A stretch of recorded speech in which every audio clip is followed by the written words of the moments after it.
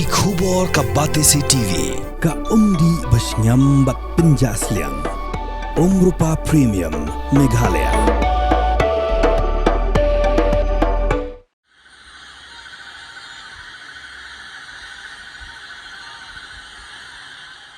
Nongïalam jong keseng san perthai ke batemai hata Milnadu.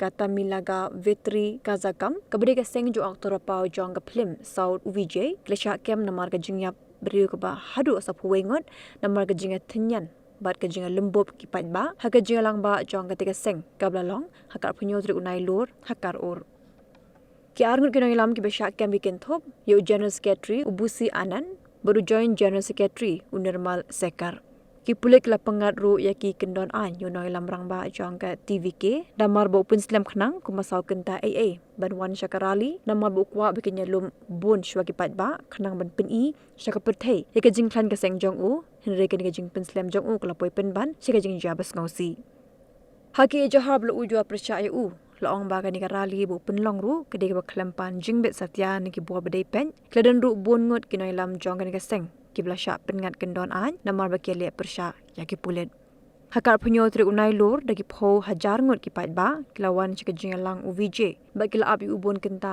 klembam klembum bat ki syak ka jing shit kasngi bat bon ki basyo telot namar ka jing lahop ha ka jing bon briu bat bon ki bla poi hospital dalo ki sa phuwei ngut ki bayam hading ni ka jingiap briu UVJ la pemana bon ai jingarap ar pholak tingka shiki bahinga sem jong ki bayap bat ar lakpat shiki bahinga sem jong ki baminsau bat ki poi hospital ki pulet ki penjuru iki bor para haying sa UVJ khana bakan ommi ka no ka jing jabas ngausi ya u ye kidon ki riushim kabu ka sarkar NDA kra thau da ka kenhon ka prangut ki MP benlet sha kar or ban tok kit benya halor kan ka jingja bat banyak kendu iki bahinga sem jong ki bayap bat benlet jingo ru iki berang don ha hospital ya kan ka kenhon nailam da ki MP ke Hema Malini.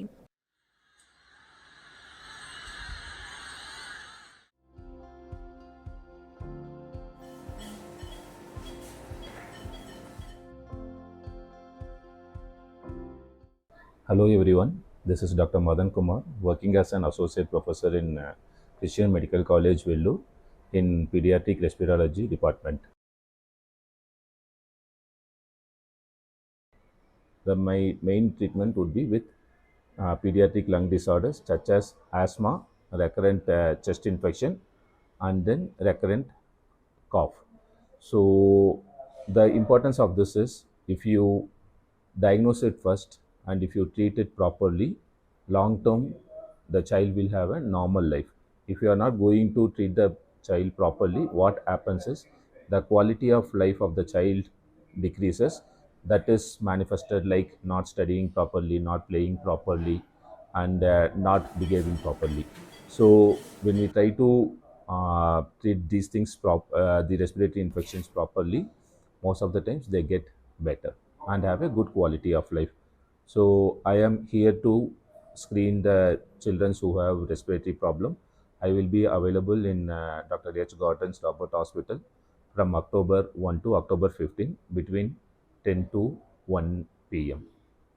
Thank you.